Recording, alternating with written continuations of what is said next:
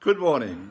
Well, Paul, having identified himself, and we looking yesterday to see who he was writing to, the people he was writing to, and people like Tertius was writing the letter for him.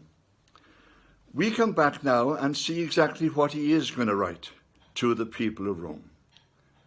The first thing he does, very simply, he almost apologizes. He says, I'm sorry I haven't been able to get to you. I've tried to get you, but for one reason or another, it's been prevented. He said, I wanted to have a harvest amongst you like I had it amongst others. But if for some reason I've been blocked. I will come to you soon. I will do something about it soon. But at the moment, I have not been there with you. So he just says that as a simple introduction. Then he goes on to speak about the world in which these Christians were in fact living.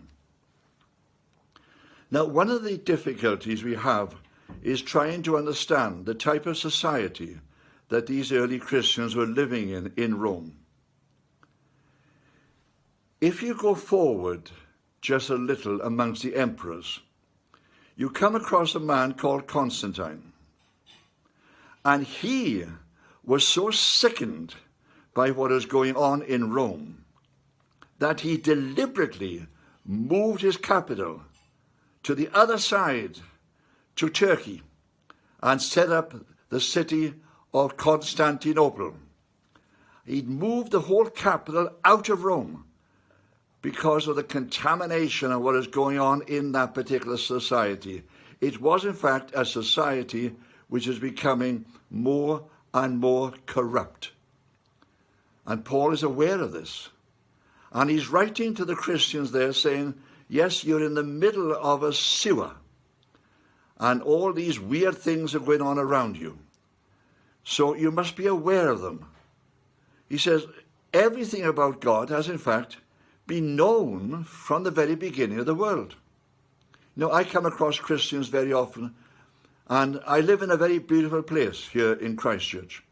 And they say, you know, I was walking along the cliff top last night, and the sun was setting, and I looked out across the bay, and I was so aware suddenly of God's presence.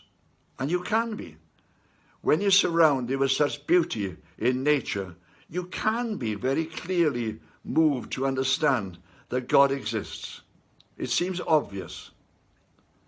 But then, of course, we have to face up to the fact of the society we're living in.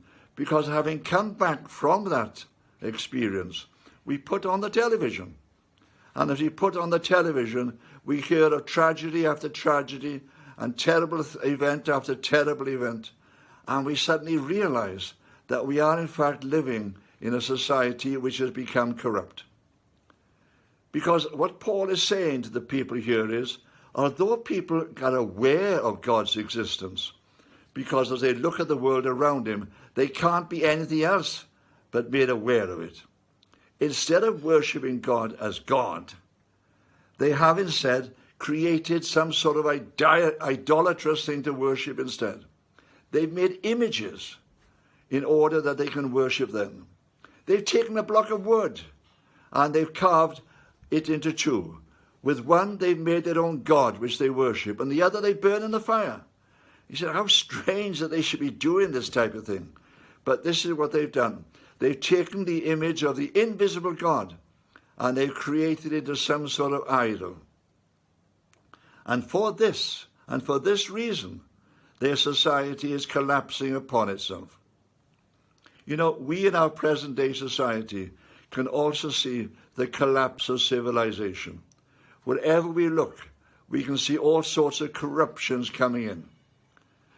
Paul could write to our society as well and say quite simply, look out at the world in which you're living. Look at the stars. Look at the wonderful things I've created. You must be aware of my existence by what you see. See, scientists are going smaller and smaller in their examination of creation, and they're finding mysteries beyond all understanding. They're finding things even built into the atom, which confuse them completely, and because they're so complex. And they wonder how anything like this could have possibly come about. And they look out at the universe through the great Hubble telescopes, and they see a fantastic display of God's creation. See, wherever we look, we can see it. And Paul is saying, man should have known. Man should know that this is created. And yet in our schools, we are told to teach our children that this is all accident. This is all the method of evolution. He says, for goodness sake, open your eyes and you realize that this complex had to be created. God's invisible nature is seen through the things that he has done. And as we see the things he has done and we rejoice in the things we've done, then we turn back. But instead of worshipping God and thanking God for what he's done, we try to create different things that we worship instead. We worship the things we own. We worship the places we live in.